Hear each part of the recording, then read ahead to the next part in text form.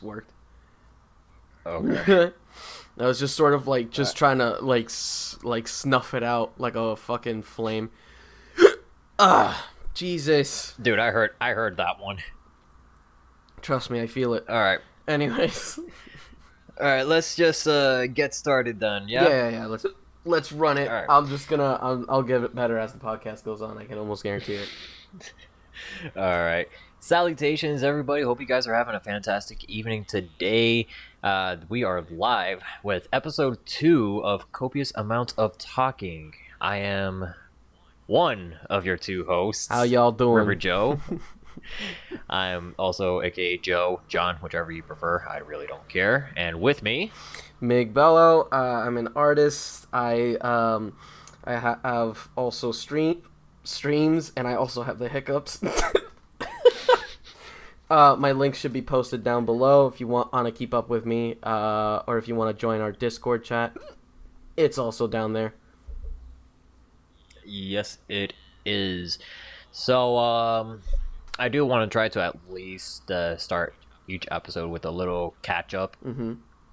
You know, to see how things were doing, because the last time we met up was with copious amounts of Halo 3 last Sunday, which was actually really fun, but I am surprised and shocked at how short the game is. It's so stupid. We are halfway done with that game, and we only did one session.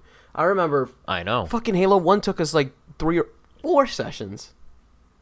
Just about 3 to 4 sessions. 2 took us like 3 but sessions. But then again, yeah, and granted, Halo 1, although a little longer, I think, it was also one of the... I think it was one of the more fairly balanced challenges. Okay, are we just gonna ignore Silent Cartographer, or... Silent Cartographer wasn't that bad. Unless if you're trying to bring up the fucking lock that I ended up putting us in. I'm talking about that fucking... Was it Silent Cartographer, that level where we're just going through like the snow bridges and shit? That is not Silent Cartographer. What was the name of that level? Silent Cartographer is the beach level. Oh no, I love Silent Cartographer then.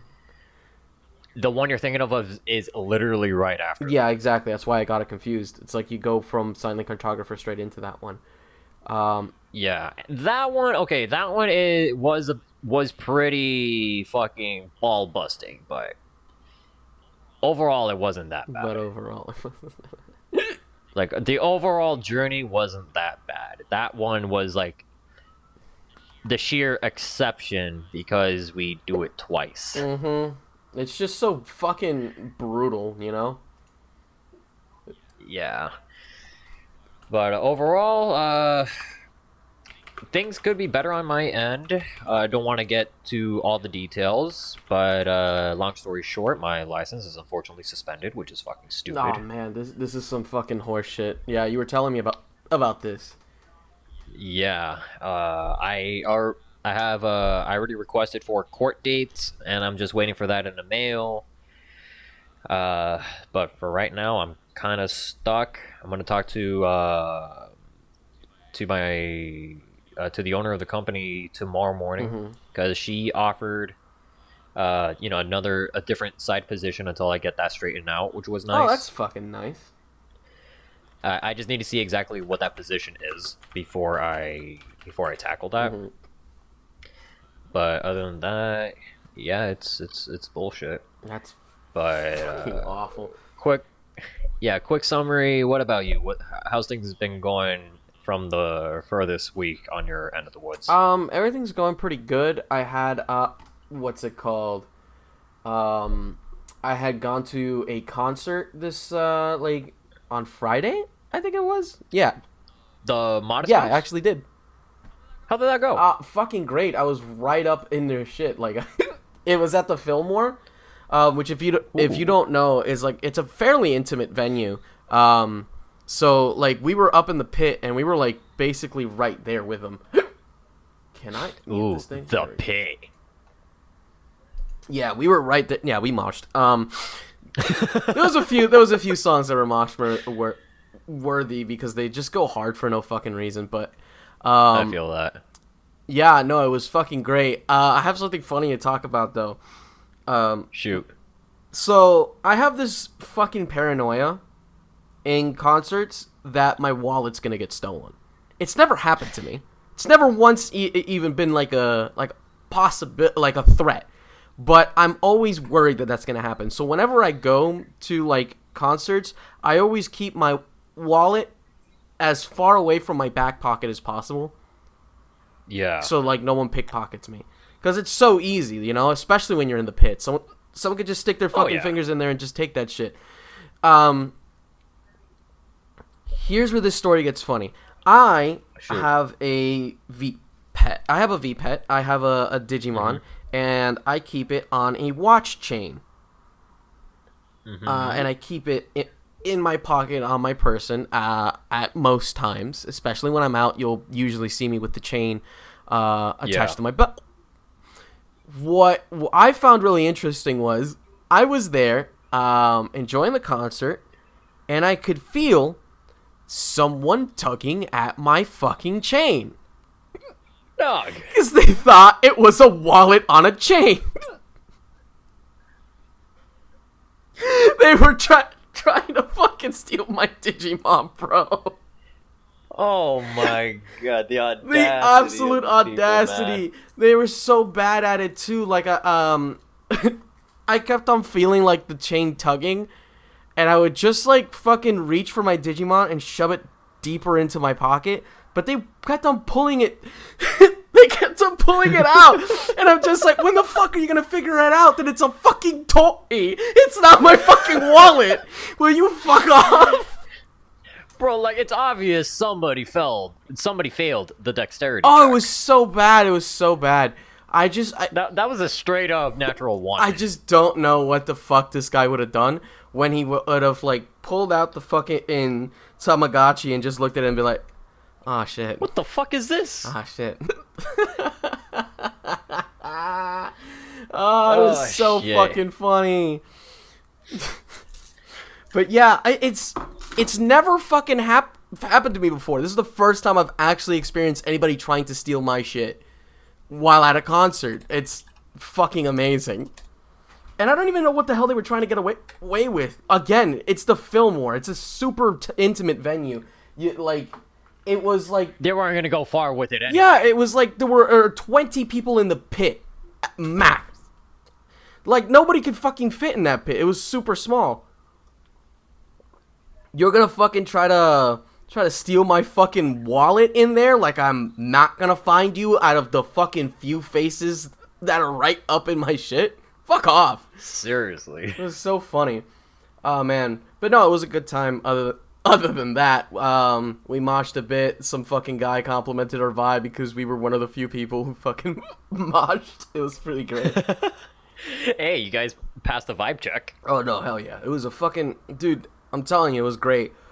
The only issue was the lead, Isaac Brock, kept on having problems with his fucking guitar, so they had to keep on fucking stopping in between songs so the fucking stagehand could figure out what the fuck is wrong with the guitar.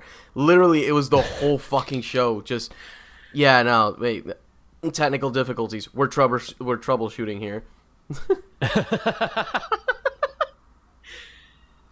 Yeah, but that's basically what happened to me over the fucking course of the week. But yeah. All right. So I guess now would be a good time to just dive deep into our topic for today. Oh hell yeah, let's run it. All right. Now I did give you a bit of a preview. You know, I did suggest a couple of things. Mm-hmm. I'm not sure if we actually solidified on one, but there's two topics that we could talk about. We could just eat shit about Yu-Gi-Oh, or talk about one that I actually do want to talk about, accessibility regarding video games. I think that's a great topic. In fact, I remember when you brought it up, we had already started talking about it, and we're just like, we did have a bit of a head start on it. I think that was in the middle of Halo, the Copious of Halo 3. No, was it in the middle of Halo 3? I'm gonna scrub through it anyway. I already have the VOD. Yeah. So I could scrub through it and see, but we were talking about this, and it was something that came to my attention through a Twitter post that that there was a fucking thread about this, and it was regarding Metroid Dread. Mm-hmm. What about it specifically? People, here's the thing. Let's get some perspective really quick. For those people who don't know what Metroid is or what a Metroid even is about, it's a video game that started back in the 80s on the NES. Mm-hmm. It's what started essentially the Metroidvania genre alongside with Castlevania Symphony of the Night on the PlayStation 1. And it, really quick, I'm going to start calling it search action. Mm-hmm. Because that's now that's what's being tossed around now. That's a little silly. It's a little silly, but I kind of understand why it's called that. Because that's in these kind of games, that's what you're doing. You're searching around every room. You're discovering different areas. You're gathering power-ups to further your search. While it being an action game. I just feel like Metroidvania just like was one of those like don't broke, why fix it. I get you, but at the same time it's like it's already outside of Metroid and Castlevania. Mm-hmm. So I feel although Metroidvania is still a what's the word I'm looking for? It's still a proper term to use. I think search action would be the most accurate. I guess. I feel like the thing is, I feel like search action. Maybe there is room for a distinction because I feel like there's a lot of quote unquote Metroidvanias that although they have the whole like search action feel to them where you're looking around for ways to progress the level and it's a lot of what's it called? Platforming action that you're doing, I feel like not a lot of them are in the right vein to be called Metroidvanias, specifically because of, like, the fact that they'll make the characters really, really small. They'll make the characters really, really small on the screen. And so it makes it so that whole, like, almost claustrophobic feeling of exploration of like you're in this like almost catacomb feeling place where the level design is super super intricate and purposeful is not there anymore. And I feel like when you pick up a game that has that, you're just like, this is a Metroidvania. When you pick up a game that doesn't quite have that, you're just like, I guess it's a Metroidvania.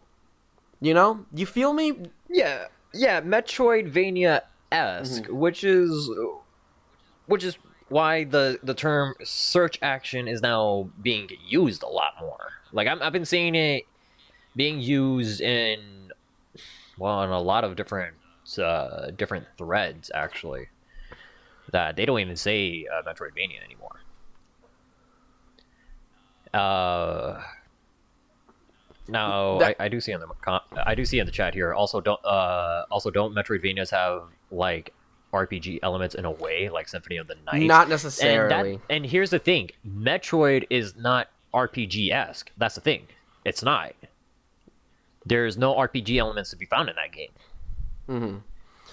Castlevania, starting with Symphony of the Night, was the first in that kind of genre that actually introduced RPG elements.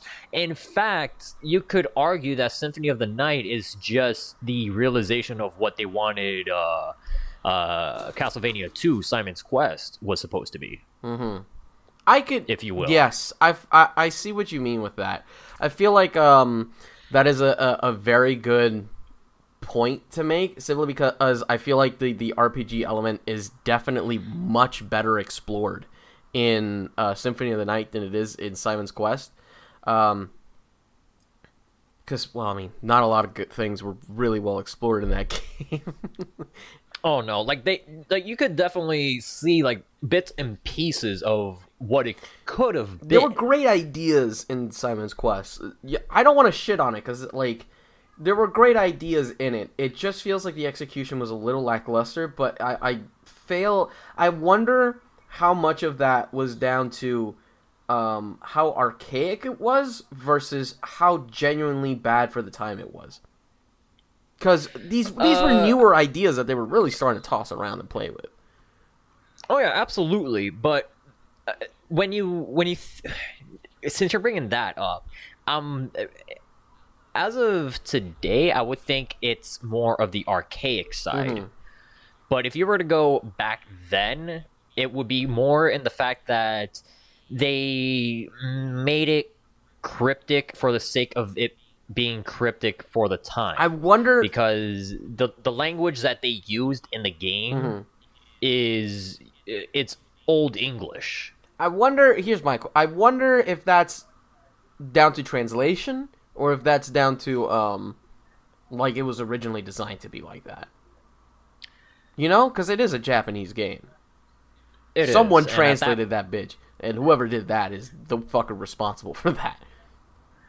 At that point, we wouldn't know. Mm-hmm. The only thing I would say is that if you're really curious about playing Castlevania 2, play the Almighty Guru ROM hack. Yeah. Redacted. Mm-hmm. That would be the best way to play Castlevania 2 because it cuts all the cryptic bullshit and it really does just pick up the pace of the game. Mm-hmm. No, I'm sorry. Go ahead. What were you gonna say? It's just I feel like a lot of RPG elements were like explored on during that time. Like I mean, even look at like Zelda 2. Ironically, another 2. There was just like an experimentation that was going on with like RPGs that I feel like a lot of them were just sort of like falling on their faces because they didn't really quite know how to implement RPG into action games. So it was pretty like a little complicated, and it just kept on happening. It was the more the experimentation side for action RPGs, mm-hmm. which is weird because you could technically say that Zelda 2 and Castlevania 2 were the first action RPGs of the time. But when you look at RPGs, action RPGs today, it's like, you call Castlevania 2 an action RPG? I mean, really? I think we should probably look at where the origins of RPG comes from, because that's a tabletop thing. Let's be honest. Yeah, that's a tabletop thing, and honestly, that could be in a whole different episode altogether. Yeah, true. Because like, I mean, look at Megami Tensei, the very first. Yeah. Before SMT, there was MT. And this game is fucking archaic as hell. I played it, and I love it. But it is super, super rough. Like, it doesn't even have a map system. So you end up... It tells you in the guide, you need to get graph paper and draw the map yourself. So you can have, like, the actual maps for the game. It is that fucking wacky and archaic and just kind of a mess. But that, Jesus Christ. Yeah, it was fucking rough. But that, like, so stuff like that happens. But it does make it a little bit more complicated to play these games. I'm trying to wrap this back around towards accessibility because there's so much that video games has done and evolved over time that has made games more accessible. Because, like, I mean, Simon's Quest was not playable. Let's be honest. I mean, it's playable. You will get stuck, dude. If you will be stopped hard if you really aren't able to translate Old English. You will get stuck. I don't even know how the hell you'll translate to get the fuck it in the tornado to work. Hit your head on the fucking rock while holding the what? Like it is a Castlevania 2 was a mess of a game, mm-hmm. but at the same time, it's it was the time where, you know, Nintendo Power was you know, the masses. It was the magazine that you'll get. Like, you're stuck in a game, you need the power. Nintendo Power. And that would just make games a little easier to play, especially if it's like Castlevania 2 or you know, the current topic, Metroid, where they will give you you know, map snippets of how to get to certain areas, what certain areas look like, where you'll find certain power-ups, if you will. Where to find Kraid, where to find Ridley. On that topic, what is the complaint for Dread? The complaint for Dread is that it's too fucking hard. Is it? I mean, I haven't played it yet. I have it now. I just haven't had the time. Like people are saying that it's way too fucking hard. And my mental rebuttal is, have you guys not played Fusion? Fusion wasn't terribly hard. No, like in terms to compare the difficulty, all right? It's on the levels of Fusion, where, you know, you have something chasing you. There's a stronger entity that you cannot take down on your own free will that will murder you on sight. And Samus is extremely squishy, like Fusion, because it's a direct sequel. So that just ends up being the biggest complaint, that it's too fucking hard. You die too easily. You don't know where to go. And it's like, have you guys ever played a fucking Metroid game before? Like, people are saying that because they don't know where to go, that it's inaccessible. It's like, that's not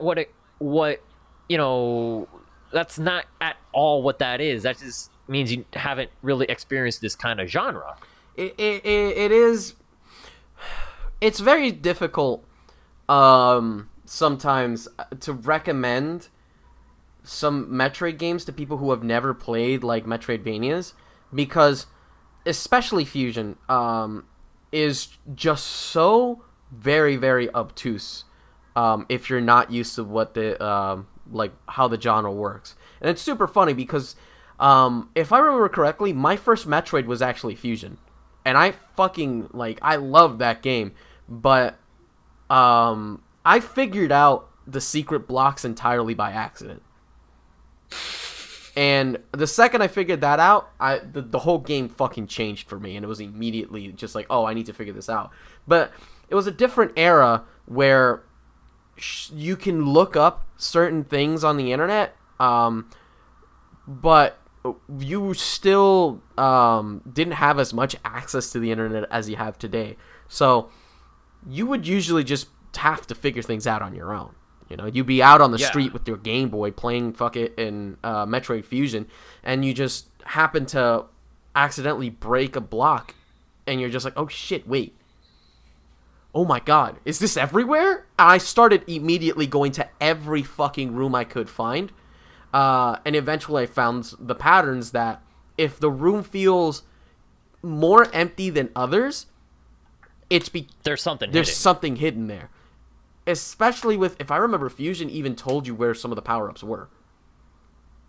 Because the way how Fusion was designed, like Fusion is more linear, because it was correct me if I'm wrong, Fusion was the first handheld Metroid game, correct? I want to say yes. What are we talking about? We're talking shit. No, it was not. Absolutely, it was not. Metroid 2 was the first one. You're right, Metroid 2. Okay, I'm being stupid. I completely forgot about Metroid 2. We're talking bullshit. It's absolutely not the first. Okay, you're right. Metroid 2 was the first. Fusion was the second. I'm not counting the Game Boy Advance port of Metroid 1. But that came out after Zero Mission, regardless. Okay. My question is, did Zero Mission come first or did Fusion come first? I think Fusion came first, and they used the Fusion engine to make Zero. That's exactly how it went down. Fusion came first, and they used the graphical assets to remake Metroid 1 to make Zero Mission. If I remember correctly, it's actually built on a Wario Land engine. Are you serious? I think it is. I think. So, can someone please back me up on that? I think, if I remember correctly, if you go into the dev room, which a lot of games have this, is like a room you can go into where it's just where developers would test out certain mechanics. You would find like Wario Land fucking blocks because it's based on a Wario Land engine.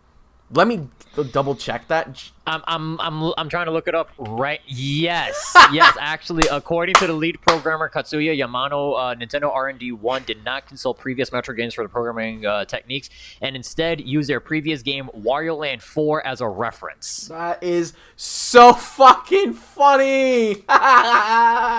So yes, Wario Land 4 was used as the basis for Metroid Fusion, in which case was also the basis for Zero Mission. That is so fucking funny. That is actually just one of the fucking funniest things. See, we know shit too. We smart. Did you know?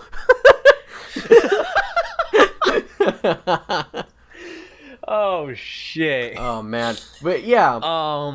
So Fusion was just a more linear experience in terms of the Metroid series, and they do tell you, like, whenever you get to the navigation rooms, Adam tells you it's not. This ain't a spoiler because I'm pretty sure everybody has played Fusion at this point. Well, Adam tells you that you'll find certain power-ups in this destination that I'm pointing you to. It's so funny when he is fucking so wrong. I remember there's like some area where it's just like, yeah, it's there, and then you check and it's just like, no, it's not, and then you fucking have to break the secret blocks, and you're just like, oh, there it is, and that's when you start to realize that, oh my god, there's secret blocks in this game. But also you pop I remember I'm trying so hard to remember if this is how that went down. There was one time they pointed you in a specific direction for a power-up, and you have to break a block to try to find it. And then instead of it just being the block, the power-up that you're looking for, it is instead a fucking shaft, an air vent or something, and you have to go and just sort of experience the back rooms, but so you can get the upgrade. And that was the introduction to the whole back rooms mechanic. I think I know what you're talking about. Are you talking about before or during the elevator got stuck? I think. Because that sounds like during the when the elevator gets stuck in a scripted sequence that you would think is a scripted sequence. Yeah. Because then at that point you would need to use an actual, like, a morph ball size hole to start traveling between sectors so you could actually get to where you need to be. That's the moment you actually have to use this. The lack of Wii's in this podcast. Bro, Kaz and Weiss wars right now. Honestly. We gotta give that game man another has shot. been going We gotta nuts. give that game another shot. Honestly, the game is fun, but that's for a different day. Yeah. Let's in fact just have we can have a copious amounts day where it's just copious amounts of card games and just all of us just fucking spend a few hours just playing a bunch of fucking card games.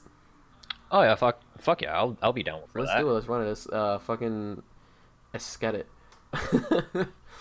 But yeah, so I've heard this argument before about difficulty and accessibility, but I think there needs to be I think there's a fine line. I think there is a fine line, because there are certain games where it is easier.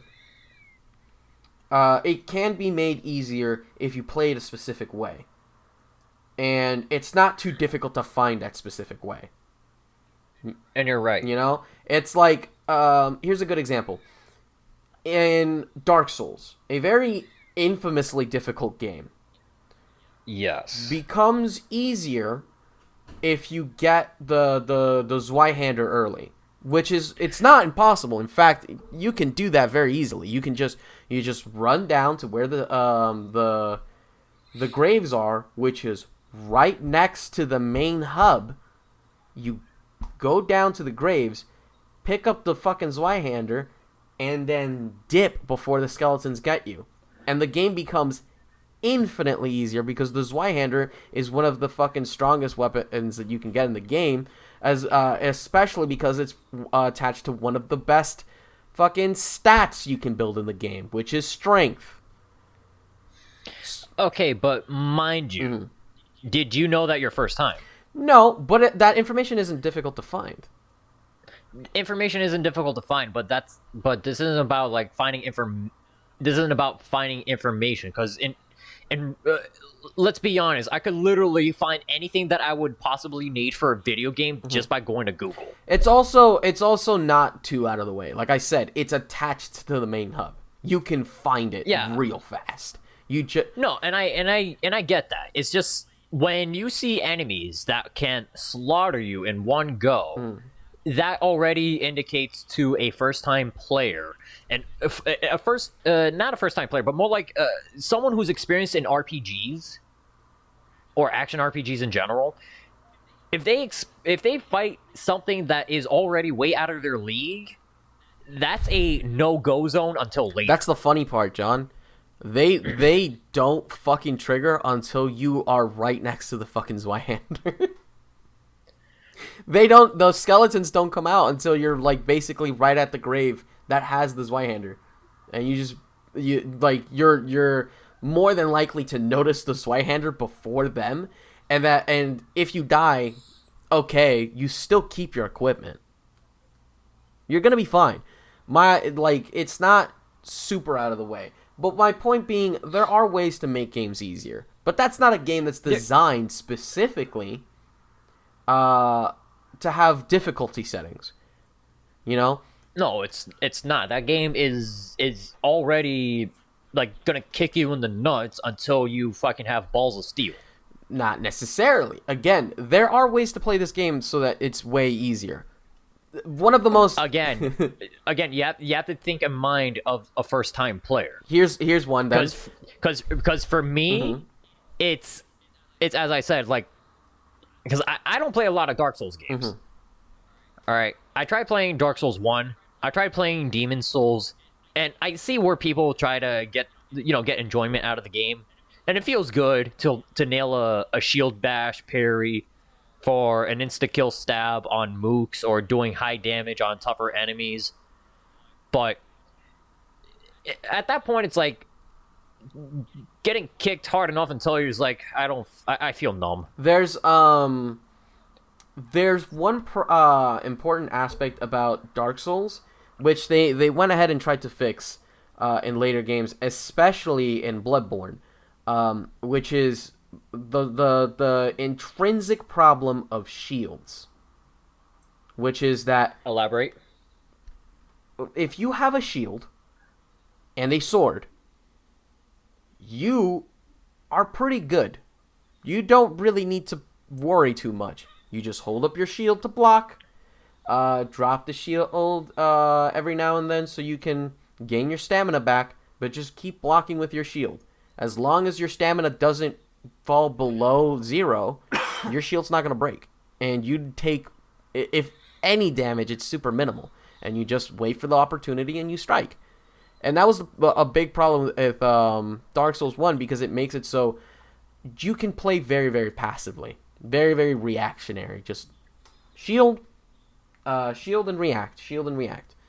And that's a habit that a lot of new players end up doing. And it's not until they get to the point where, oh, I've played this game enough, now I want to try something else that isn't the shield and the sword, that they realize, oh my god, this game's so fucking fun. There's so much crazy, stupid shit I can do. It's hard to pull off, but it's super rewarding once you master it. I mean, I used to play with the sword and the shield. It was the fucking easiest thing. In fact, I would play with the sword and the spear, which would be even better, because now I had more reach.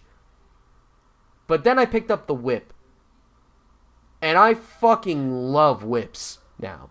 Okay, back up, Belmont. I was a Belmont build. That's how I started playing the fucking whips. Jesus. I did a Belmont build, and it was so much fun, John. If I'm on a 1v1 battle and I have a whip, I can fucking win that fight very, very fast. Because you get to a point where you start to feel comfortable enough with the game that you start experimenting with weird things, but the game naturally starts to push you towards a very passive play style, which is easier. I'm not gonna fucking tell you that playing with the whip is easy. It is not. It is hard as fuck to get to a point where you can maneuver around with it. It is a lot of dodging around and fucking learning how to play the game. I fucking learned how to play that game as soon as I picked up a whip. I knew how to play the game. I fucking learned how to play that game with the whip, because the way that you naturally play the game is the easy way. Shield and sword. Obviously. Exactly. And here's the thing, like I get where you're getting at, but again, like this, again, think with a first timer mentality. No one's gonna know all of this right out the bat. There's players that, including myself, that would hate using a guide on their first run through. I get that. And there's nothing wrong with that. Okay, like, again, I'm one of them. I don't like using a guide, and it crushes my soul every time where I'm like, I am so fucking stuck. What the fuck did I miss? What is it that I'm not seeing that's in the game that is clear? And in most aspects, sometimes you just got to cut your losses. Yeah. And that's fine. But with a game like Dark Souls, where there's multiple avenues to go from, especially when you already know what you've expected. Like, if this isn't your first playthrough, yeah, obviously. RPGs are the most flexible games you could possibly play, because you could play however the fuck you want, no questions asked. But in the case of Metroid, where the only thing that can be done in terms of playing the way how you want to play is sequence breaking. And of course, first time playthrough, you're not going to know how to do that. You don't know what you're able to get beforehand as you progress through the game. Exactly. But the whole thing here started off. Do you know what scrub quotes is? Scrub quotes? Scrub quotes. Yes, I know scrub quotes. Yeah, that's a good fucking Twitter account. No, I love this fucking Twitter account. But there was they posted 4 screenshots from a Mashable article that titles Metroid Dread is a thrilling twist on a classic, but it made me miserable. Games don't have to be grueling to be great. And it goes on to saying that Metroid Dread isn't a bad game. I just never want to touch it again because of how ball-busting difficult it is, that the enemies are such a dangerous threat that you can't really take care of right on then, how there's so many dead ends until you find one particular block that will lead you to progress. And that just leads me to saying, is like, have you ever played a fucking Metroid game before? John, I'm gonna be real with you. I'm gonna be absolutely bluntly honest with you. I don't read articles for video games. It's entirely because video game journalists don't know how to play. Journalists don't know how to play video games. They don't know how to play video games. We've seen it 101 times, man. No, I know I've seen it 101 times. I don't read those articles too, but at the same time, it's like, if you're gonna scream that out and start bashing the game because it's hard, it's like, that's not even an argument. That's not an argument to be had. And the thread goes on. Like, it almost feels like they're trying to, and this is the most out of pocket shit I've ever said. It almost feels like they're trying to gentrify the fucking video game.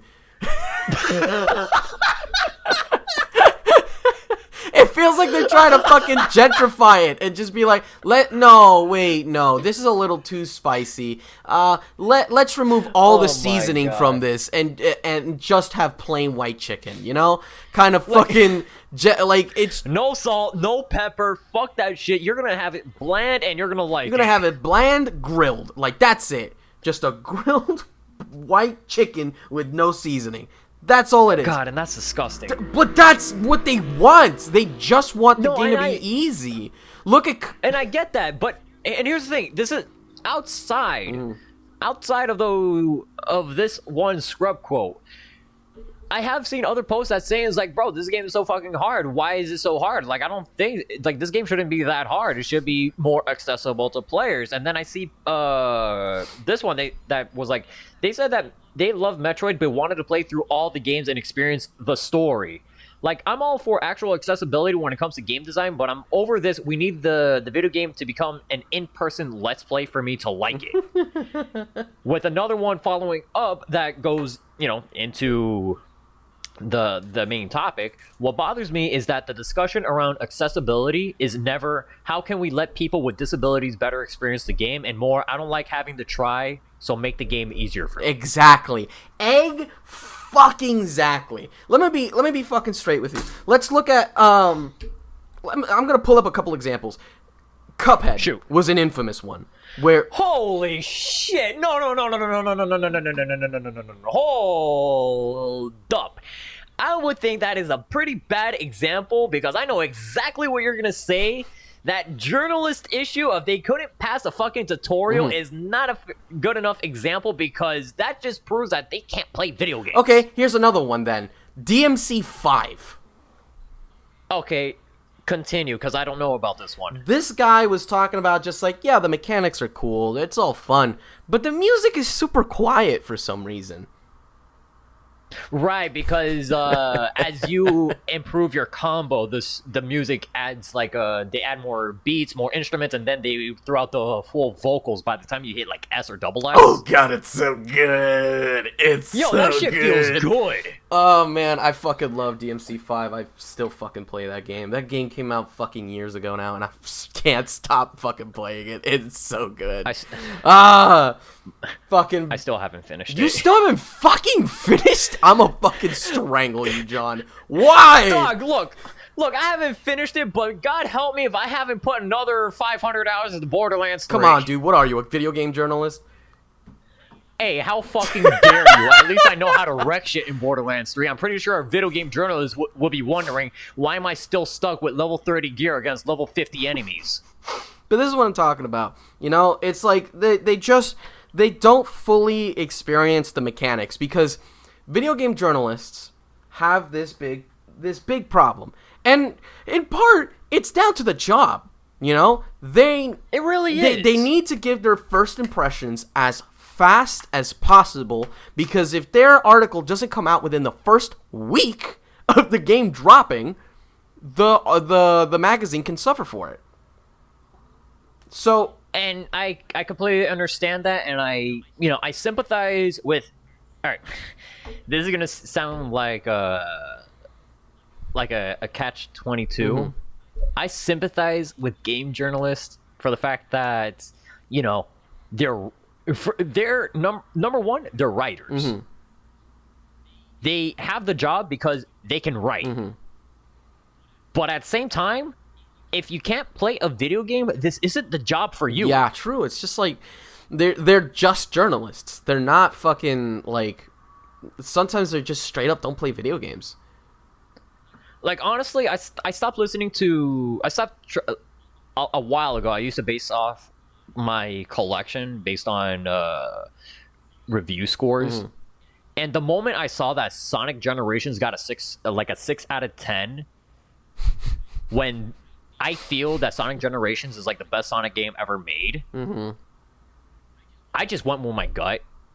Yeah, but I stopped going to the game reviewing sites. I just went with, this looks cool, let me try it. You're better off avoiding like magazines and stuff, like what's it called, like Kotaku, Game Informer? Yeah, Game Informer, just are like websites like that. Granted, I feel Game Informer is a bit better. I feel like Game Informer, like, because they're not really like online, there's not the same pressure because it's just when like the magazine is monthly. Yeah, it's a monthly release, and I feel like Game Informer, oddly enough, is a magazine for gamers by gamers. Yeah, I feel like, because I feel like I get it. Like I feel like I get enough information on how a game is supposed to be. Like they do a lot. Like I actually do read some of their articles, and they actually do sound like they know what they're talking about. And in terms of their review scores, I feel like a lot of them are justified. Mm-hmm. Yeah, I feel like. But then there's like some that's like, no, I don't feel that's right, but everything else is spot on. I feel like that's because what is it? I feel like Game Informer is one of the last few like early era fucking magazines left. You know, back when you had like PlayStation Secrets magazine and all this shit, where it's literally just people who really like video games and they just wanted to publish stuff on it. Yeah. But nowadays, like, you have websites where they need to have the 24-hour news circuit junket. So they have to just keep putting out more and more information all the time, and it's usually boring, redundant bullshit that does not add to the information or isn't researched enough. It's just stuff that they've grabbed from other websites and thrown onto this, or they literally only played the game for 5 fucking seconds, so they don't really know what the hell they're talking about. That's usually what happens. So in short, you're probably describing like 85% of all of Kotaku's fucking content. Yes, 100%. It like their stuff gets to a point where it sounds more like a BuzzFeed article than it does like what we're talking about, which is whether or not a video game is good. And you end up having to go to places like, and I even feel like Metacritic is not trustworthy, and Steam isn't trustworthy because a lot of people like to weaponize those websites in order to talk about their own like political or sometimes like just butthurt agendas. Where they're just like, oh no, we don't like when women look like people. We want them to look like supermodels all the time. So we gotta review bomb this game and give it fucking a 5 out of 10. Like just stupid shit like that. You know what I'm talking about? But really quick, was that in reference to Last of Us 2? Yes, it was. And also, what's it called? Horizon Zero Dawn or something? Oh, Horizon Zero Dawn. Yeah. No man, fuck them people, man. They're fucking cowards. They don't like fucking muscular women. Let's get the fuck over yourself, bro. Get the fuck over yourself. It's just like, it's like, if you want to be a little bitch, be a little bitch. I don't care. You do you, but it's a fucking video game. All right, keep your masculinity in your pants. Just grow the fuck up, bro. Just because the character doesn't look. Grow up, bro. Grow up, bro. She came down in a bubble. She came down in a bubble and wore a crown, dog. Grow up, bro. But this is what I'm talking about. You just have like all this bullshit. But then you look at games like, for example, this is just because it's the first one that comes to mind, Overwatch, which is super, super customizable. Oh fuck yeah! Part of their like mission statement was to make it so the game was accessible to everybody, and they made it. They went out of their way to making it so you can fucking customize the game to your fucking heart's content. So it doesn't matter whether or like what is ailing you. I've seen people with one hand. I've seen people in chairs. I've seen people who need an entire whole like room setup in order for them to be able to play. And this is one of the few games that they can actually play. It's one of the few games where they are fully considered. That's what accessibility should be, not make the game easier. Not make in terms of accessibility in video games, like let the player play, and in this case, it will be let the player play the actual game. It doesn't have to be the way how it's designed, but in the case of Overwatch, it's the way, like, there should be a custom game room. Let them play however the fuck they want to play. Like Minecraft. Minecraft is like arguably the most accessible game in the market. You could get it for free via PC. You could buy it on Switch, Xbox, PlayStation, whatever the fuck you have in your house. You could probably get it on the Ouya if you still have that. Yeah, you actually can. Oh my god. You could play it on your smartphone. You could play it on your tablet. You could play it wherever the fuck you want. I'm pretty sure if there's a toaster if there is such thing as a smart toaster, you could probably play it on it. That is actually not too far from the truth, because they ported the game to Linux, and at that point, you could pretty much run it on anything. Oh yeah, at that point, you could run it on anything, yeah. It's like Doom at this point. Just fucking run it on. Yeah, like, you could run it on anything, and Minecraft, like, I'm not a big fan of Minecraft because, you know, I prefer to have my games with, like, an objective. Yeah. You know? And that's just me, but I understand that that there's players that they just want to just do them. They want to just have an easygoing game where they could do whatever the fuck they want. They could, and in this case, like, they could build, they could survive, they could do custom games. And then there's other games like Animal Crossing. You know, it's easygoing. It's, you know, it's free to just, you know, it's free exploration. You do whatever the fuck you want. Customization aplenty, and that's perfectly fine. But that goes into, you know, the mini thread that I ended up having with Animal Man. And I quote for Animal Man: "While I agree that accessibility becoming tied to difficulty is something that needs addressing as well, both are equally important in my opinion. Game balance and challenge are crucial to the experience, but to appeal as many people as possible deserve to enjoy the game regardless of their health." In which case, I respond that I'm just gonna go with, like, I'm not gonna read exactly what I wrote, but I'm just gonna paraphrase really quick. If there's difficulties in video games, like, if there's a difficulty option, that's fine. I don't care. That doesn't bother me. You want to play the game on easy? Play the game on easy. You want to bust your balls on Heaven and Hell or Hell and Hell and fucking Devil May Cry? You do you. You don't. I don't know what you're trying to prove, but hey, you do you.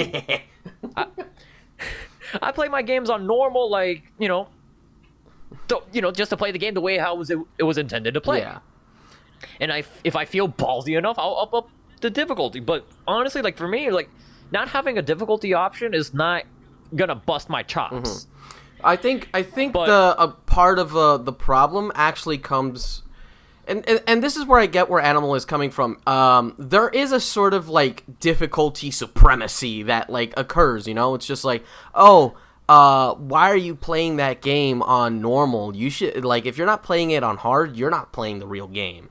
Which is, I've heard that before, and it's really fucking... I heard that too, and it's fucking stupid. So annoying. It's wrong. Just, like, no, they're playing the fucking game. Like, just shut the fuck up and play the game you want to play. That's it. Like, you don't have... Why do you have to be such a trashy-ass gatekeeper? Who the fuck made you head of the house? But I think that's the... You know what? You said it. You said exactly what this whole problem is. It's who made you head of the house? It's about gatekeeping. It's about people gatekeeping. Accessibility shouldn't be about you know, what the difficulty of the game is. You saying that because this game doesn't have, like, difficulty settings, it's a bad game. You're fucking... It's almost like you're gatekeeping whether or not this fucking game has a right to exist at that point. Simply because it doesn't have difficulty settings. And you saying that it needs to, you need to play it a specific way, you're gatekeeping people from being able to enjoy the game. It's really fucking annoying that this conversation has devolved to this point where fucking everybody is making all these stupid assumptions about shit that you could just shut the fuck up about, you know? Like, here's the thing. Here's why I don't really care if there's a difficulty setting in a video game or not. Because from all the experiences that I have with video games that have difficulty options, it's all artificial. It doesn't matter. Like, the game just gets artificially harder or easier. Mm-hmm. If you have it at an easier setting, okay, enemies will have less health. You'll have double the amount of health. You'll do double the amount of damage to enemies. We'll give you waypoints. Normal, the way how it's designed. You play it on a higher difficulty, enemies will have higher health. You'll deal less damage. You will be given higher damage, so you'll die faster, and you have less health on top of that. Exactly. You have limited saves. Like, it's artificial. It doesn't fucking matter how you want to play it. Because if you're going to say that you should be playing it on the hard difficulty, you're asking me to play it against the way how it was designed. I mean, yeah, exactly. Like, there's this stupid, like, focus on how other people play the game and how it affects you versus a reviewer telling you that a game is bad because they can't play it the way they want to play it. You feel me?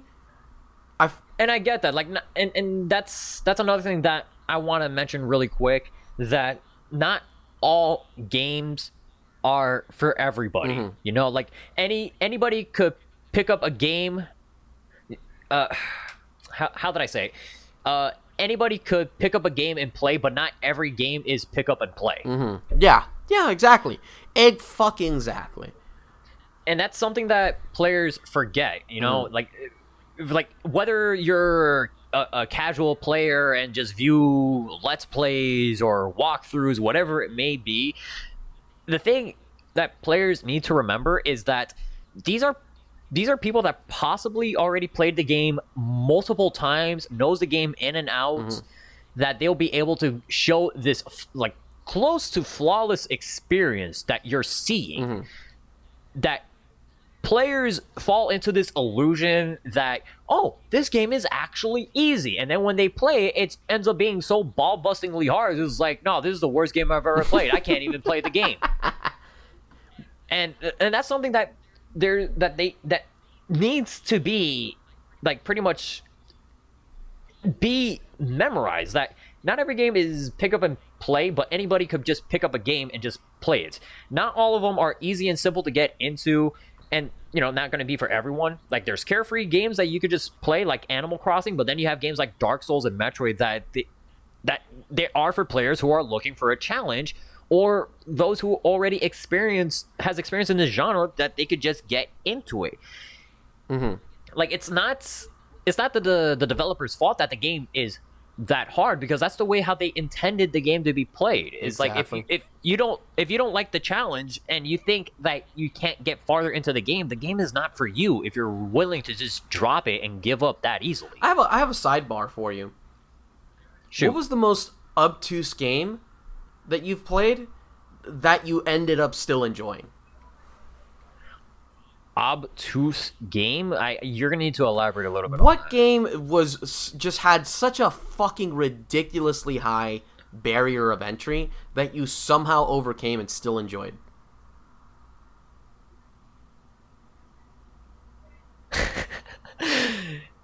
You know, this one came to the top of my head, and it just goes full circle. Yeah. Cuphead. You know what? That's a good one. That's a fucking fantastic one. Honestly, like, Cuphead was the game that was... It was really fucking hard, but the fact that there's always something that can be done to just progress through the fight. Like, there's one fight that busted my balls so badly because I didn't know you could do this until I just, you know... Fuck it, I'm out of options. Let me try this. And it ended up working. Do you remember the giant robot? Yeah. The Doctor and the giant robot? The first phase was simple, but at some point he starts shooting out these fucking little drones that shoots lasers on top and bottom. Okay. What I didn't know, and it didn't click, was that that whole fucking drone is pink. It didn't. You didn't realize you could parry him? I didn't think I could parry the drone because I didn't think the drone would actually count, because because the game taught me that, from what it showed me, is that if it's an attack, you can parry it. Mm-hmm.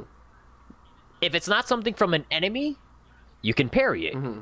Like, there are certain cards that that will change gravity that you see later in the game. Mm-hmm. Like, there's little cards, pink cards, that you could just use the parry system, and Mm-hmm. it'll just change the gravity for you to move onwards. And they had a whole boss fight for that. Mm-hmm. I didn't know that would work on, little shits that the bosses would just fucking shoot out. Yeah, no, anything that's pink, you can it parry didn't slap, yeah. And that didn't occur to me. And then when I did it, I was like, oh my god, this boss fight is so much easier. But now that I knew that, I just started parrying everything. Yeah, no, dude, the second you start parrying, it's the game is so much more. It's so much. I don't want to say it's easier. It's just way more fun.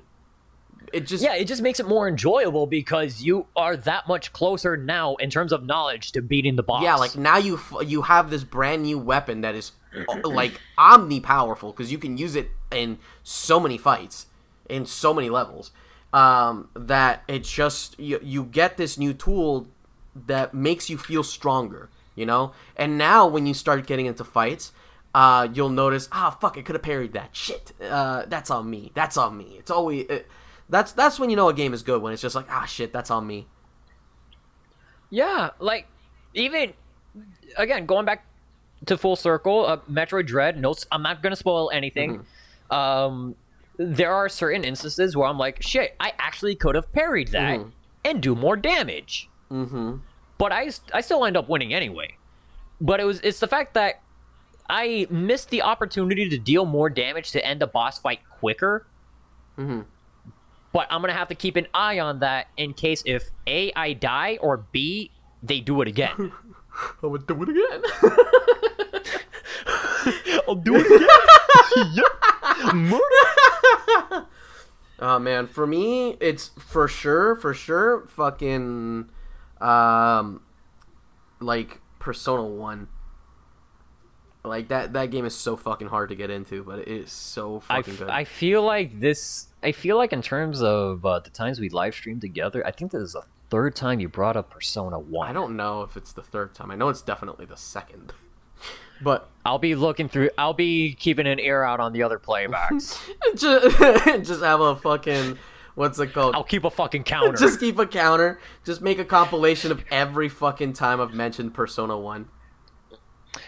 The fucking Mig counter. Place a counter on Mig every time he brings up Persona 1 and why he thinks it's so much better. Remove 3 Mig counters to pop a card on the field.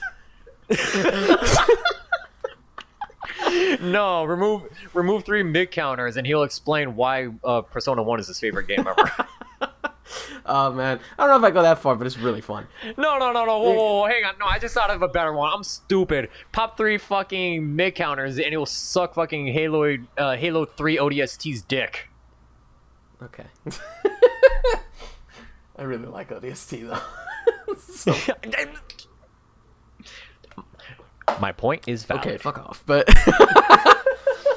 anyways, it's just we're trying to fucking. It's just you have all of these fucking people who have a platform who are deciding that a game is bad because it doesn't appeal to them specifically, even though it's not anywhere near being a bad game. And multiple like user reviews will fucking back that up. I mean, you can go and see like a bunch of games that fucking Kotaku and shit will say, "Oh no, this game is not worth a damn." And then you'll go and see like actual people talking about the game. They're just like, "This game is great. It's amazing. It's tough. Keep that in mind, but it's still fucking great. As soon as you get past the difficulty curve, it is fucking phenomenal." And you just got. Oh yeah, I fucking agree. I mean, if I didn't say Cuphead, like I'm thinking about all the games that I've played now, Devil May Cry 3 specifically. Although if it's your first time, I remember my first time. It was pretty fucking difficult. Oh, it's tough your first time. Like that game was a ball buster. Like fucking the first boss fight, Cerberus. Mm-hmm. Yeah. that boss fight gave me a hard time. I remember dying like 8 times to that boss before I killed I it. feel like that was one of the best parts about this game. It's just like its difficulty is so fucking great, but it's because I feel like the counter system, not the counter system, the fucking style system is the style so much more like unforgiving in this one than it had ever been. Like yes, especially the original releases on the PlayStation 2, where you only get 2 choices. It wasn't until recently where they re-released it that they gave you the free style system. I mean, you got 4 choices though.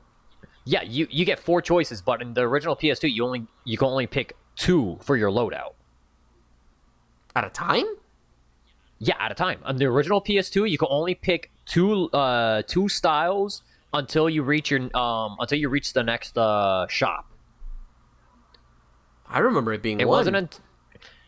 Was it only one? I think it was only one, mate. I think you only pick one. Because I remembered having 2. Because I always remember having Gunslinger and Swordmaster. I don't remember being able to switch. I mean, but it wasn't until the re-releases that they made it a free form where where you have access to all 4 and you choose at your own will in the middle of the game. Doesn't matter. Royal Guard, Swordmaster, Gunslinger, Royal Guard, Trickster, and just fucking going in, and it's like I honestly, adding that just made that game so much more fun.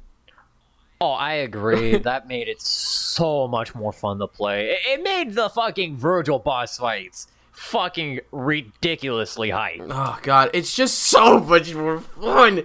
It's just like you play fucking DMC 5, which has the freeform system.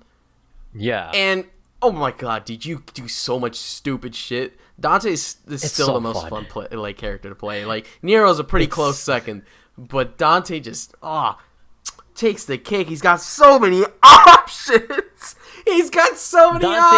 He's so fun. Dante has all the options, but honestly, for me, I will say Nero is more fun to play because I think he's the most hype character, mostly because of Devil Trigger, the song. Yeah. Well, you could change Dante's song to Devil Trigger if you wanted to. Yeah, but I think that would just defeat the purpose of his song. True. But, I mean, I don't know. I fucking love Subhuman. I fucking go apeshit to Subhuman. I'm gonna be real with you. Dude, I'll be playing and then Subhuman it's like popping in. I'll be playing any game. Subhuman starts playing and I just suddenly start going fucking bananas and start flicking my fucking controller around. Like suddenly I'll be fucking doing like Trickster, Royal Guard, fucking and Gunslinger, Sword or Master in the middle of fucking Halo. Oh shit. You'll just see my flashlight flicking on and off.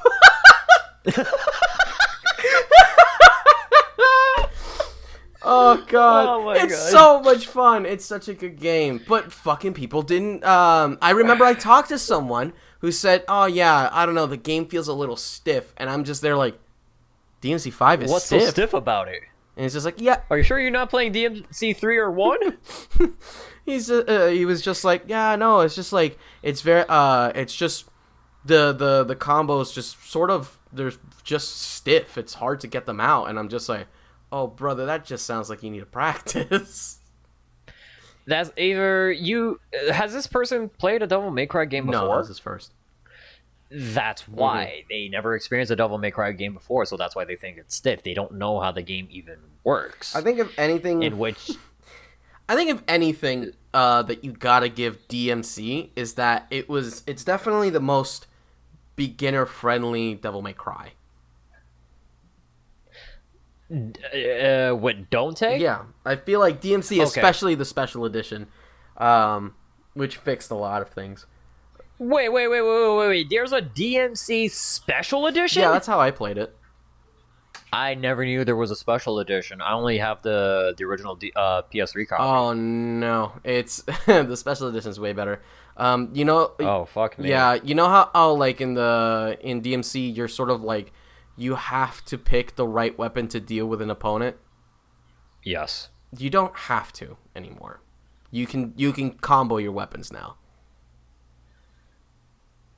I mean, so stuff great. I guess just stuff like that. It's just if you pick the right one, it will do more damage. But it makes it so you don't drop combos.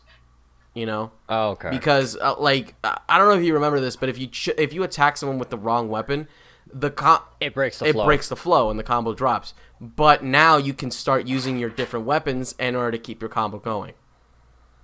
And in that case, okay, I understand them doing that because they saw the inherent design flaw that just breaks the flow of the game. Yeah, it was really stupid. It's like, this is such a fucking... Like, you had this great weapon system that, like, let's be real, it had a really good fucking, like, control scheme. Oh, yeah, like, out of all the things I will praise DMC for is the combat. The combat felt fucking natural. It felt smooth. And I will say the biggest complaint I have in the combat would be that there are certain enemies that will break the flow if you're not using the correct weapon. Yeah. Especially when they toss multiple enemies that have different weaknesses. Exactly. But now, in the special edition, they fixed that. So now you can use any weapon you want on any enemy. It's just if you use the right one, it'll deal like more damage to them and get rid of them quicker. So that just made it so much more, it just made it way more engaging.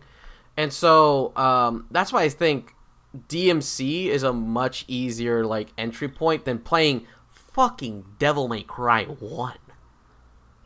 I agree. Like, Devil May Cry 1 is hella archaic for today. I had someone who's just like, holy shit. I had someone the other day tell me, it's just like, hey, I started playing this one Devil May Cry game, and it's okay. And I'm like, which one are you playing? Which one did you play? And he's just like, oh, it's Devil May Cry 2. I'm like, oh, buddy. That's unfortunate that they played the worst one in the series. It's so bad. I'm just like, just get the collector's like the collection, and you can play like most of them, and you'll have a much easier time. Like, there's just so much more content than just DMC2 that's like actually good. Seriously. I mean, even DMC4 was like good. I enjoyed vanilla DMC4. I enjoyed vanilla DMC4. You didn't. Although I will say that you didn't like Special Edition. I have Special Edition. I never tried it yet. Oh, I mean, it just comes with. I have it on. Yeah, like I have it on Steam, and I've been meaning to play it. It's just I have other games to fucking play. Like I already played and finished Devil May Cry 4 on the PS3. So I'm not really too big in a rush to play Special Edition. If you're gonna play Special Edition, it's really just so you can play as Lady and Trish and Virgil. That's actually the only reason why I bought it. No, of course. That's the I'm in the system. I understand. I bought it specifically so I could play fucking Lady. I need you to understand. I am part of the problem. I know. I fucking bought the Virgil edition. I know. I bought the Virgil edition of fucking DMC5. Look at me. I'm the problem. I know. I fucking know. Part of the problem, Mig. Look at me. You're part of the reason why everyone's bitching that Devil May Cry is so hard. I was drinking in the middle of that. Might be. You're about to give me hiccups again, you motherfucker. All right, so let's get serious here for a minute. Yeah. Let's try to wrap this up. Okay. Look, we're not saying that if you can't do something in a video game that you're bad at video games. Mm-hmm. What we're saying is that not every video game is for everybody. What we're saying is if you're a video game journalist, you're bad at video games. If you're a video game journalist and you're complaining that it's too fucking hard and you're bashing it because of it, get a different job. It's just, it's really just fucking try it out, you know? I feel bad for them because they really have like 2 seconds to play a game. Sometimes they literally have an hour to try out a game before, or they can figure out whether it's good or not, which is not enough time, you know, especially when games go on for like 20 hours. Like RPGs in general, like honestly, like this is how I go. If a non-RPG game, I'm expecting the game to be somewhere between 8 to 20 hours. Which is reasonable. Right? That's super reasonable. Yeah, that's a fair estimate. And for me to see if I would like the game within like that parameter, it will take me about 2 to 5 hours, like 2 to 4 hours to see if I will actually enjoy the game. Yeah, that's understandable. That's reasonable. If it's an RPG, which could take anywhere from 25 to 120 hours... That's on the low end, yeah. Yeah, that's on the low end. Like, there's games that could probably take, like, 2, 3, maybe 400 hours. Look at Skyrim. Anyways. Give or take. Yeah, give or take. It would take me at least 15 hours to see if I like the game. Yeah, because the real fucked part about RPGs is the fact that when you start off the game, first off, it's always like 2 hours of tutorial bullshit. That's depending on what game you're playing, because I didn't get to tutorial bullshit in Persona 4 until like 6 hours into the game. Yeah. 4 hours of it was just dialogue. Yeah, that's included in my calculations.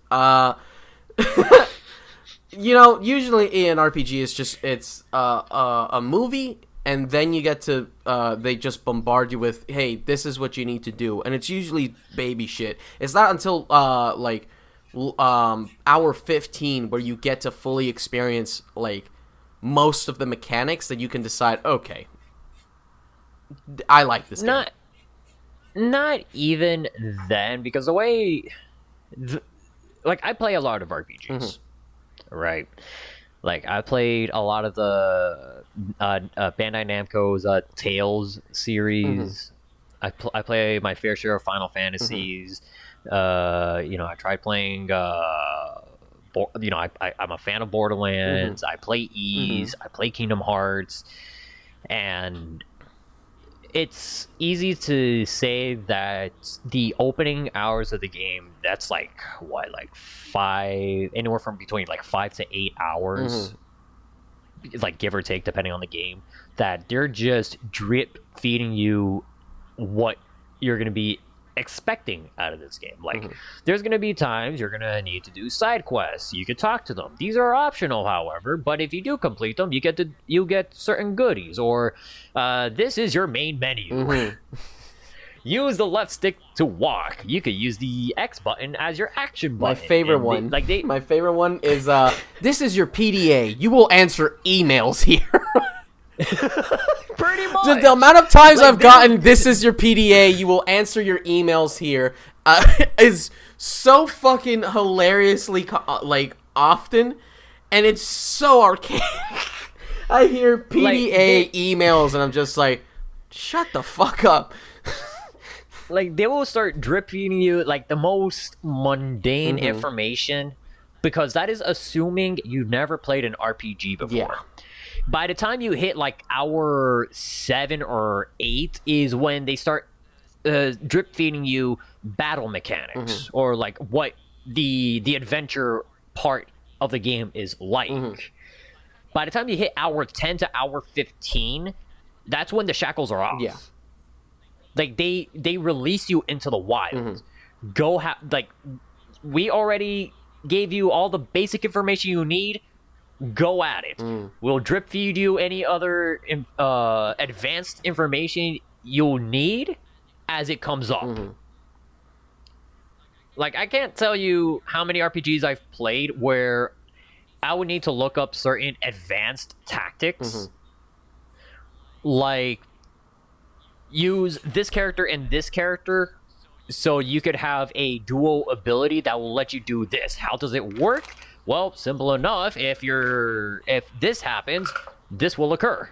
I think a good example of like an advanced mechanic that you would probably need to look into a guide to fully understand is the moon cycle in the Persona games. That would be something that you would need to keep in mind in regards to those games, because I understand that Persona is something that has the moon phases to be kept in mind, especially in the spin-offs like Devil Summoner, because there will be instances where I full moon, fuck me, and I run into demons that I really would love to have in my party, but because it's a full moon, I can't capture it. Yeah, because then their whole mood changes and it makes their whole dialogue options different and shit like that. I remember like specifically I would be playing the game, and it was a full moon, and this.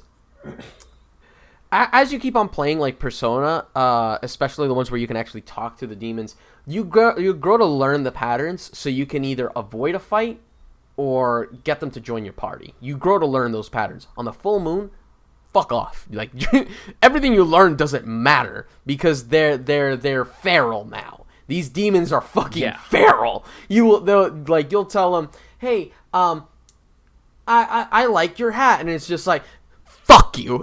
And they will slap your shit just because you looked at them, and they will do that. That's just how fucking demons work, like on a full moon. Whereas on a new moon, they'll act completely differently too. And so you got to keep that in mind. But that's not fully explained to you. You have to learn that. Those are advanced tactics and shit that you don't learn until you start like really looking into it and experimenting with the mechanics. But that's what I'm talking about. At hour 15, you're good to go. Past that is advanced mechanics. Indeed, and honestly, like that's another point that I brought up in the Twitter thread. Like any other activity or hobby, you need to learn what to do. There's still learning involved, and if you feel like what you're learning is not worth it, then it's not for you. Yeah. If you're not having fun, why bother? Let's at the risk of sounding like a huge nerd, let's talk about Yu-Gi-Oh for a second here. When we're playing the game, when we were first playing the game, all we really learned, all the guide really explains to you is just like, hey, here's how you summon monsters. Here's how you use spells and traps. Here's the phases. And, here's the different kinds of monsters. This is how you would summon them. Have fun. On occasion, they'll mention spell speed. But I haven't seen one that would mention spell speed. Like, they'll just mention, like the quick play spells. They'll mention, like, the different type of spells, the different kinds of traps, the different kinds of monsters. Fucking they'll Kaz. This is living in Weiss. Son of a bitch. Is it Weiss or Weiss? Weiss. Weiss Force. Weiss. But yeah, yes. But that's what I'm talking about. Did you fucking know about tempo? Did you know about card advantage? Did you know about spell speed? Did you know about half of these shits? No, these are advanced tactics, advanced mechanics. A beginner is not gonna need to know what any of this is. Exactly. A beginner is only gonna know, big monster, go brrr.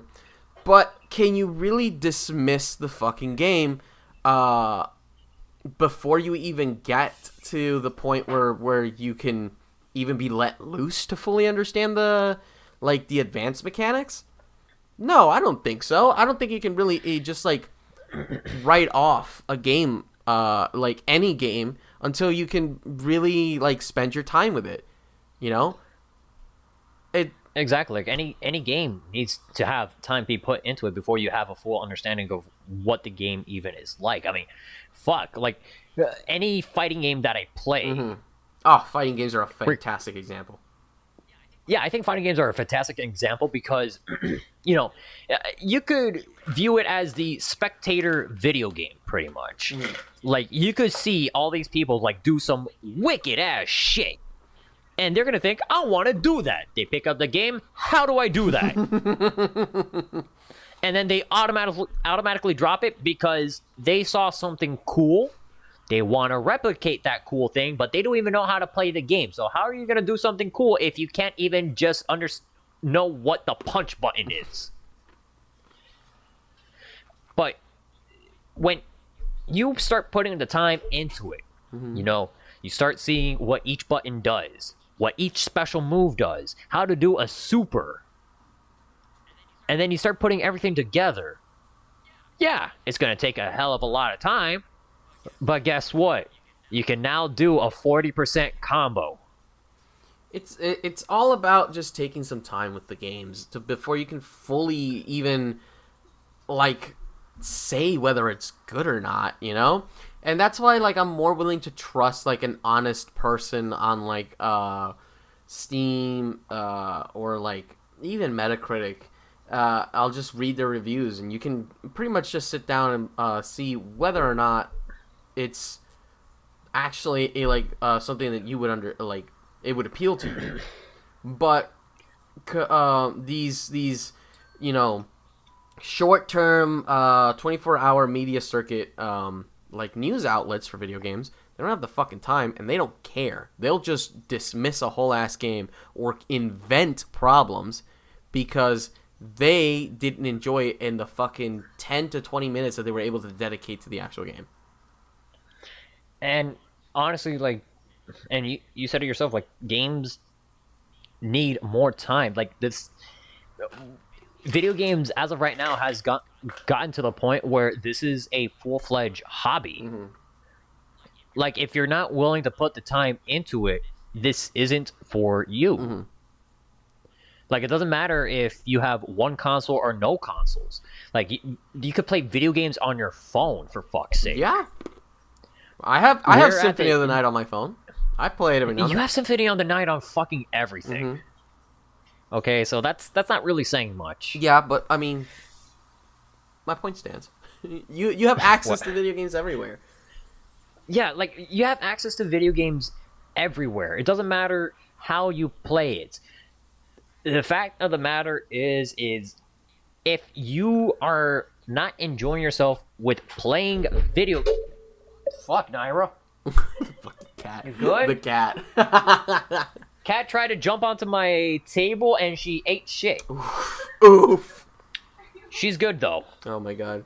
You good, Mama? Nothing quite like a cat fucking wiping out. She's good. She's alright. She's a little embarrassed, but she's good. She's a little embarrassed. I tried petting her and she was about to bite my hand. Oh, what a baby. She's embarrassed, poor girl. Naira, it's okay. Wherever she went. Everybody eats shit every now and then. Fuck, what was I saying? You mean before your cat did a fucking full wipeout? Yeah, before my cat tried to try out for Wipeout. Right, video games. Video games being a hobby and shit. Yeah. Like, you could play video games on fucking anything. You could play it on your phone. There's no entry fee for a lot of the games that are on phones. Mm-hmm. You know, Google Play Store has a lot. Google Play, the Apple Store, they have so many games on there that are free to play. It is up to you to pick up whatever you want and just go ham. However, if you do not understand the game, that doesn't mean the game is bad. That means you don't understand the game yet. If you bash the game that you are unable to understand it and you're going to say it's bad because of it, yeah, it's just you're wrong. It's just it feels a little, what's the word? Naive. Yeah, that's like the naive take that you could go for. And honestly, like, you need to put a little bit more time. Yeah. And if you are not into this game that you downloaded for free, I would say either play something else to see if it catches your interest or find something else to do. Because at that point, video games aren't for you. I think that's a really sad, like, realization that some people have to have. It's just like, man, I guess video games really aren't for me. But I think it usually just comes down to just like, you just haven't found the right one. But that doesn't mean that these games are bad. It just means it's not the right one for you. I know some people who struggle with what's it called? I guess it's like a self-esteem thing. I know some people who are just like, they can't deal with video games because of how frustrating they get when they don't understand how to play them. And I get that. I get that. Like, there are certain games that, you know, I will feel frustrated because I don't get it. But sometimes you may need to look at it in a different perspective for you to get the game. Like, Mick, how many times, like, you remember how I told you that I learned that I've played Yu-Gi-Oh! Wrong this whole time? I'm trying to... Or how I've played fucking the Pokemon TCG wrong in terms of deck building? Yeah, I remember that. I wanted to like, slap the shit out of you. And it's like, yeah, it was frustrating, but it's like, now I know that I've been playing the game wrong. You can play it better. I could play it better, exactly. I wanted to slap the shit out of you when you fucking told me that, man. And there are some people, you know, and I understand that people don't want to admit that. But honestly, it's like, the only one that's hurting is you. Yeah. If you're gonna put yourself through this struggle and not try to find some kind of enjoyment or find a way to enjoy it, either play something else or find a different hobby. Like, video games aren't, like, anybody could pick up a video game, but not all video games are pick up and play. Yeah, true. It's like, 100%. That's the bottom line. And this, I know that doesn't have anything to do with accessibility or anything, because at the end of the day, accessibility is more in line of having people who can't play video games, whether because they literally can't hold a traditional controller, they're colorblind. Microsoft made a controller for people who can't hold a fucking traditional controller. There's video games that has color blindness options. Mind you, I've been hearing that some of these colorblind options are not accurate. No, a lot of them are not great. It's kind of funny, honestly. Just the fact that they're just like, yeah, we'll go ahead and have colorblind options, and then they become more colorblind simulators than they become actual colorblind settings. It's really fucking clown shit.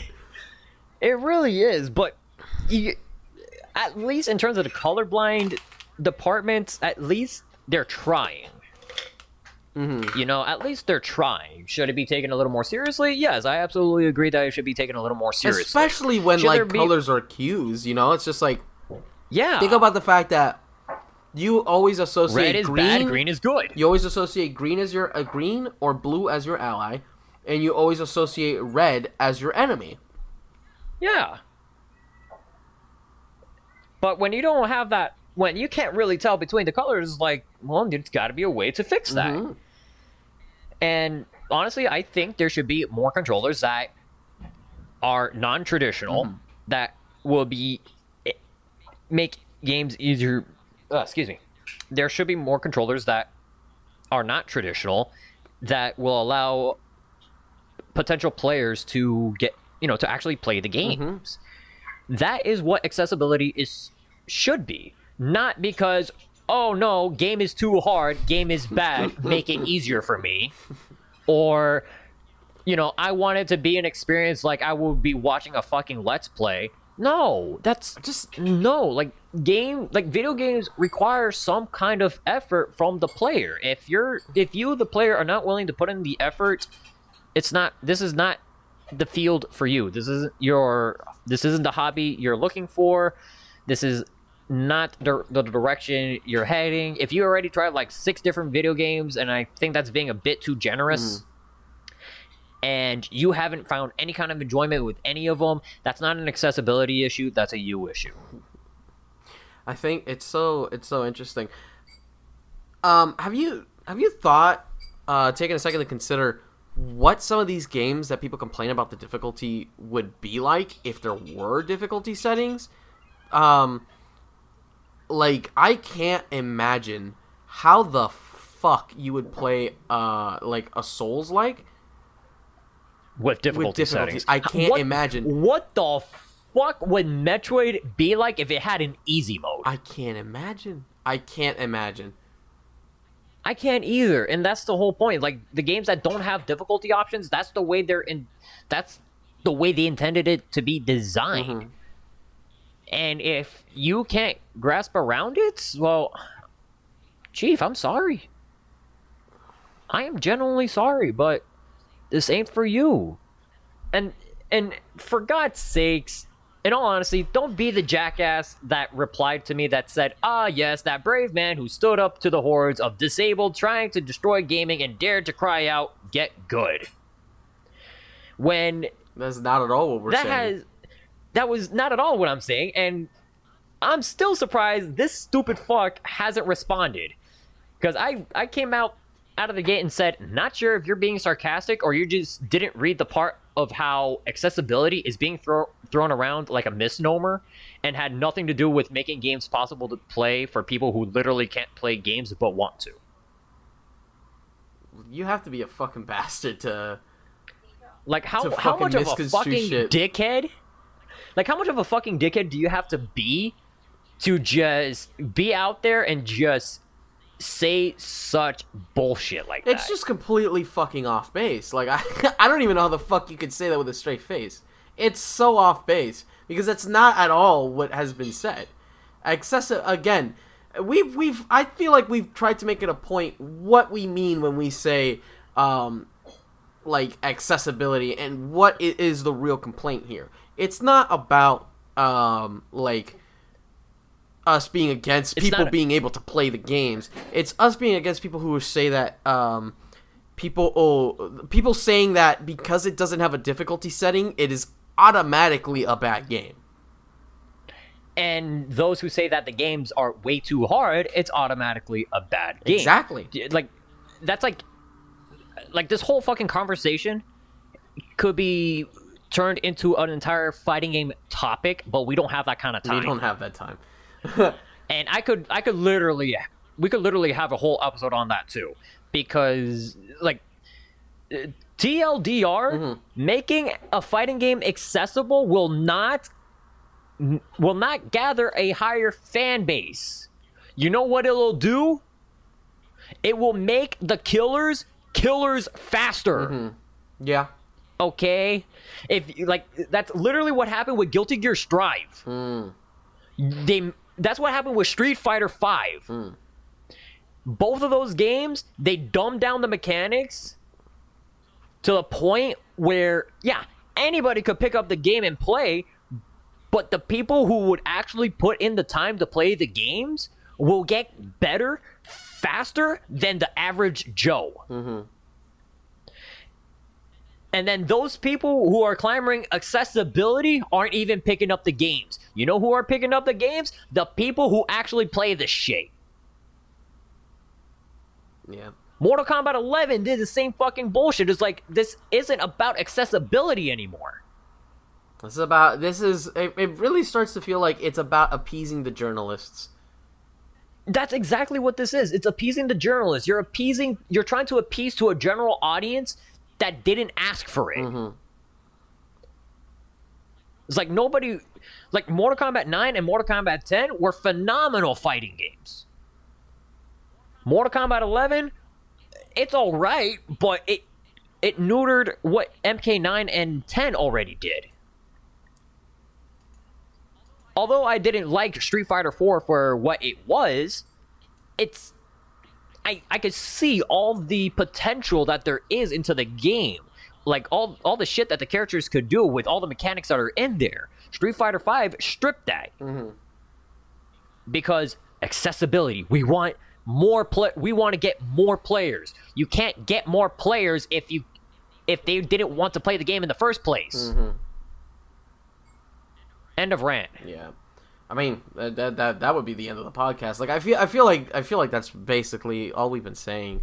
Really, we just it's trying to make accessibility isn't about difficulty. It's not about making the games easier. It's about having more players have access to the game. Yes, it's literally in the word. Yeah, it's in the word. Having access to the game. Yeah. If they can't pick up a controller, they don't have access to the game. In all honesty, if you want accessible if you want to have accessible games, get your smartphone, go to the Google Play Store or the App Store, download a free-to-play game. You want to talk about accessibility? You have free-to-play games. They don't cost you a penny. Free to access. I got a sidebar. Shoot. Maybe sometimes games can be a little bit too accessible. Listen to this. All right. So recently I installed a touchscreen radio to my car, which is based on like an Android tablet. Fantastic purchase. It was a great investment, and I'm happy because I now get to use my radio again. But right, yeah, you did get that. Okay. But how it works is, it has a whole bunch of features in of itself. But when you plug in the phone, it goes into this thing called Google Auto, which automatically pulls up Google Maps and Spotify, and you can just listen to that shit. But it has a home menu for Google Auto. And one of the things I found in Google Auto, in the home menu, the default home menu, were called game snacks. Game snacks? And so what they are is they're little games that you can play when you're at the red light. Oh, for fuck's sake. Are you serious? Is this what people are doing now? I saw that shit and I immediately said, okay. Fuck no. And I deleted it. I deleted it off the fucking Google Auto because I'm just like, I don't even want the risk of someone taking my car, driving it, and then getting to a red light and deciding, you know what, I'm going to play Snake. I'm going to fucking Snake. I'm going to play 2048 right now in this red light. Are you fucking Play saying? Snake 2048 fucking the fucking button mash where all you do is just tap a button and you get points. Cookie clicker. Cookie clicker, button clicker, whatever clicker game that there is. The fucking clickers. Why the fuck would you want to play a video game while you're driving? Are you stupid? You're gonna get yourself killed like that. Sure, it's at the red light, but you're just causing a fucking traffic jam. Why the hell is this here? Mig? Yeah? Did you forget about the whole Pokemon Go craze? They added features that are just like, yeah, while you're driving, don't fucking touch this game. We still haven't learned. I just don't. We still haven't fucking learned, okay? With Pokemon Go, people were driving with their phone out while looking at Pokemon Go. A fucking trucker demolished a fucking minivan because he was playing Pokemon Go, killed the entire family. We still haven't fucking learned. But he caught that Pikachu, though. Who fucking cares? It's a fucking Pikachu! This is what I'm talking about.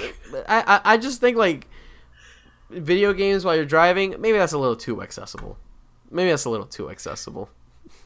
At that point, yeah, that is a little... No, that's not even too accessible. That's unnecessary. That's a little too much. That's just straight up unnecessary. That's not too much accessible. That's just way too unnecessary. I just don't even know why the fuck it came preloaded. That was a default. That was a default. All right. Well, we already pretty much went like 16 minutes overtime. Yeah. Yeah. So let's just call it off here. Say that not all video games is for everybody, but if you're willing to try it, give it a shot. If you don't like it, try another one. Mm-hmm. If not, it's not for you. Game journalists, get a different job. Try to fight to get more time with the fucking games. Either try to see if you can get the review copies sooner, or if you can try to push back the fucking publication date. Game Informer does better because of it. Actually, no. Let me scratch what I said. Game journalists, don't get a different job. Fight for honest reviews. Yes, 100%. Honestly, fight for honest reviews because that's what the industry needs. We need more honest reviews because if we don't get more honest reviews, we don't get the good games. Yep. The games that are actually good. Mm-hmm. Instead of Call of Duty number 85. But with that comes to the conclusion of Copious Amounts of Talking episode 2. We do hope you enjoyed this little time that we had together, which is a whole mash of different fucking side topics that goes into the general point of accessibility in video games. We will definitely be seeing you all next week, unless said otherwise, because we have to be scheduling. There has to be a scheduling between the two of us. But for right now, it's safe to say that we'll be seeing you next week for copious amounts of Halo 3. Nice. And with that, I'm John. I'm Mig. And we hope to see you all next time. You all take care, take it easy, and be safe. Have a good one, guys.